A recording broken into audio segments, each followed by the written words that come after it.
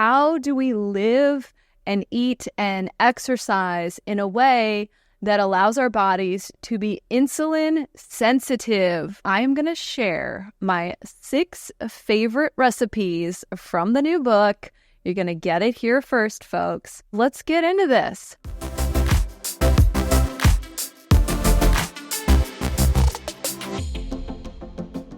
Hi, friends. Welcome back. Today, this is a blast from the past, but the recipe hacker is back. And as you probably know, I do have a new co-authored book out, How Not to Get Sick. And as part of this book, there are tons of delicious and low-carb recipes that I've come up with. It's been a while since I've shared recipes on my channel, and so I'm really excited to give you a sneak peek. And what I'm actually going to do is I am going to share my 6 favorite recipes from the new book. You're going to get it here first, folks. It was really hard to distill it down to 6 recipes because there are so many really good ones. So I do hope that you'll pick up a copy of the book. But let's get into this. So as you know, the book is really all about how do we live and eat and exercise in a way that allows our bodies to be insulin sensitive, right? To fight off this really most common health issue that people have, which is insulin resistance, which gone untreated leads to type 2 diabetes and many other health conditions. And so the recipes in the book are all really designed to help us control insulin levels and to promote insulin sensitivity. And so, without further ado, my very favorite dinner recipe from the book is a cheeseburger skillet. So what I love about the cheeseburger skillet is it is such a simple recipe to make on a busy weekday. And in fact, I made it last night. It comes together really quickly. It's a very simple concept. And I feel like a lot of my recipes, the concept that I go off of is I want to get a certain flavor, and it's a flavor that is, something that's really craveable. And so for me, the inspiration for this recipe was an In-N-Out double-double. And if you've ever had an In-N-Out burger, you know just the flavors that hit you. It's so delicious. And so you'll see when you look at this recipe, first thing, there is ingredients to make your own Thousand Island dressing, because that is the secret sauce. And then we really season the ground beef well. We put some onions in there. We add a little bit of ketchup and mustard, garlic powder, onion powder, salt and pepper. And then we even add a little bit of shredded cheese into the ground beef, which kind of gives it that cheeseburger flavor. And then what I really love about this recipe is you can put so many fun toppings on it. So you pile up your ground beef, and then you can add all of the traditional burger toppings. So shredded lettuce. I love to chop up pickles and throw that on. Onions. And in the book, I have just raw onions, but what I typically do is I will saute onions. So chop up a white onion, dice it up pretty small, saute it with a little bit of butter, add a 1/4 teaspoon of salt and a 1/4 teaspoon of black pepper. And then as it starts to cook, just adding a couple teaspoons of water every 5 or 10 minutes. And I'll just set this up right before I start making the recipe. So the whole time that I'm, doing the rest of it, these onions are just getting more and more and more tender. And so throw that on as a topping, some chopped up fresh tomato, and then of course our delicious Thousand Island dressing. And really what you have is, a bowl, a burger bowl that has all the flavor of that In-N-Out double-double that you crave, but it's low carb. And so you'll see here in the book, the net carbs, there's 3 net carbs in one serving, which is 2% carbs. And so this is really a recipe that's going to help you stay on track with increasing your insulin sensitivity. Okay, so the next just easy family weeknight dinner recipe from the new book that I make this like every other week. It's easy chicken enchilada casserole. And so again, going off this idea of let's get that flavor that we love, right? Like I love a chicken enchilada. I want to have all of that flavor, but I want to shift the nutrients, right? I want to shift the macros to where I'm not taking in a ton of carbs. And so you can see here, it's only 9 grams of carb per serving for this chicken enchilada casserole, and that's 7% carb. So that's well within the range of, meeting our 10% carbs for the meal. So essentially with this recipe, we're making the inside of the enchilada.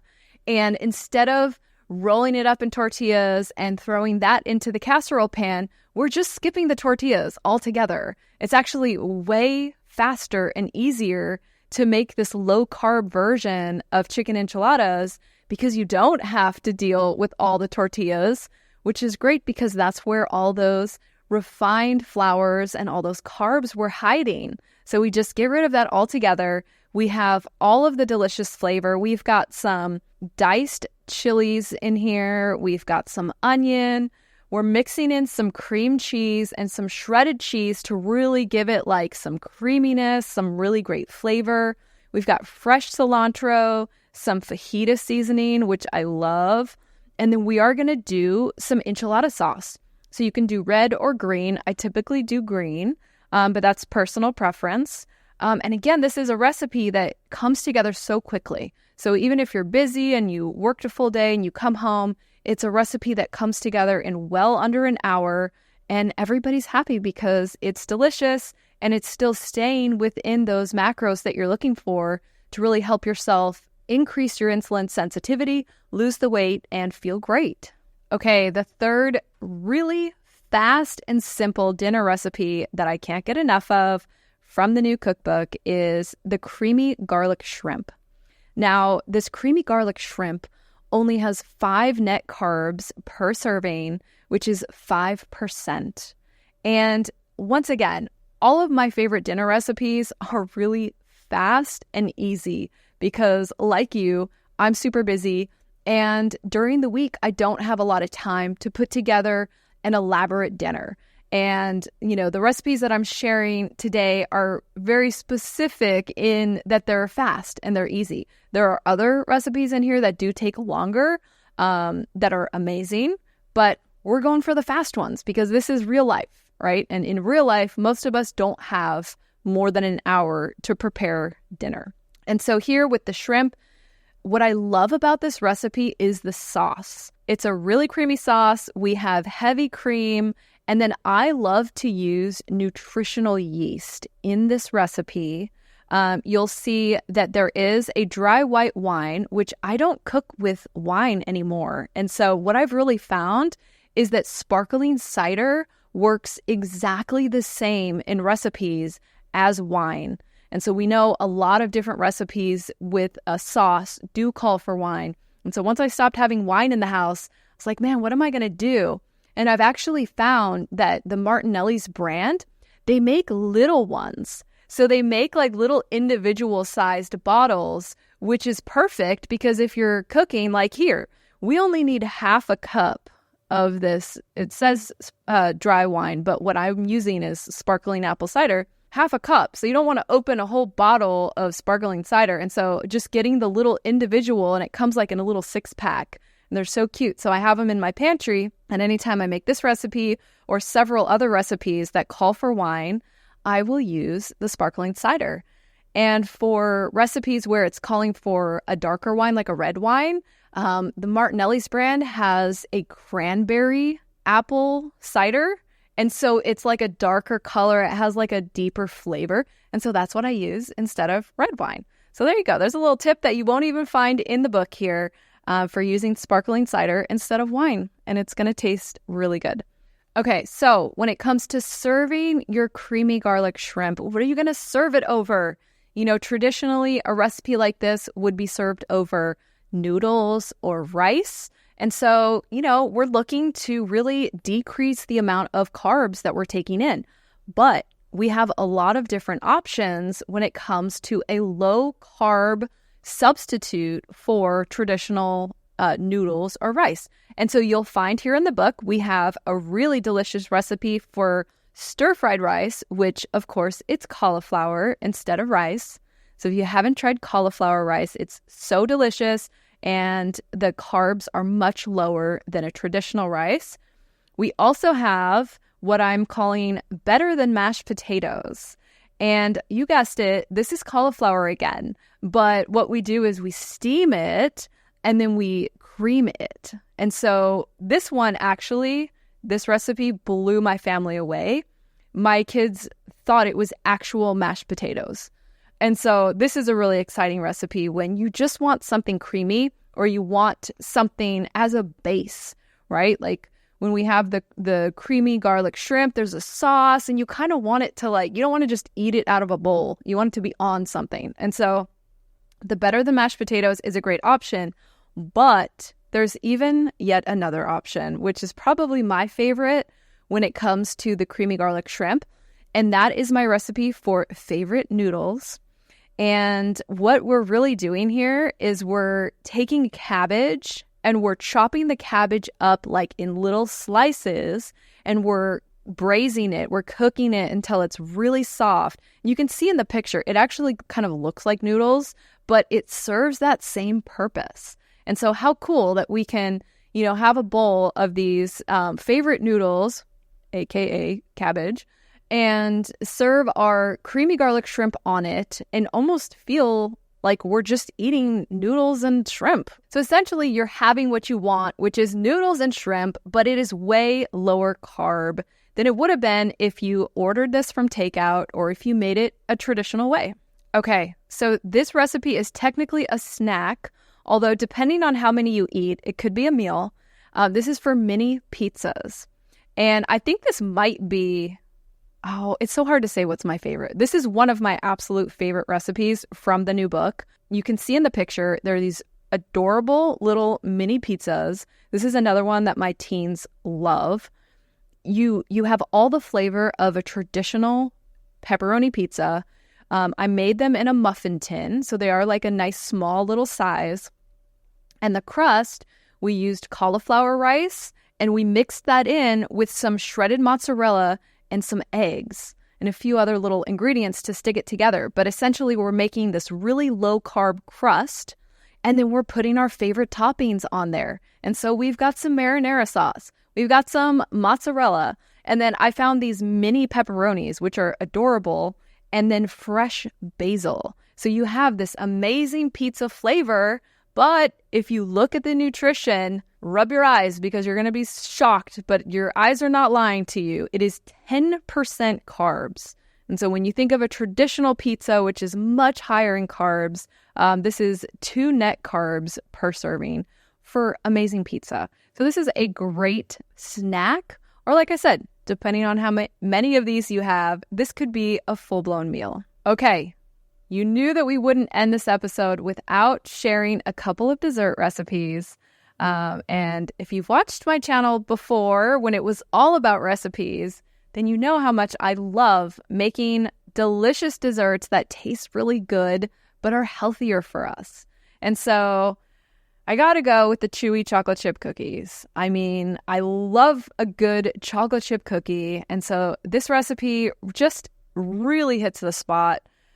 Once again, you are going to see that I did make them kind of small. And that is kind of the theme with some of the sweets and the snacks is, really controlling the amount that we're eating to really help with our insulin regulation.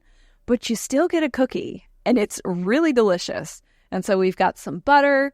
We're using some brown swerve. The flour that we're using is almond flour, which is a really great low-carb flour. And then we have some stevia-sweetened chocolate chips, and we throw some chopped pecans in there and a little flaked sea salt on the top. There are several more desserts that I would love to get into, but for the sake of time, I am just going to leave you with one more, and it's an incredibly simple one. So this is the sweet whipped cream, And in this recipe, traditionally, if you're making whipped cream from scratch, you're using heavy cream and then you're using powdered sugar, right? And you whip it together, you add a little bit of vanilla, you add a little pinch of salt, and there you go. You've got delicious, fluffy whipped cream. Well, the only really change that we made here was to swap out traditional powdered sugar for some powdered swerve. And we're really not using that much of it, just enough to really give it a light, sweet flavor.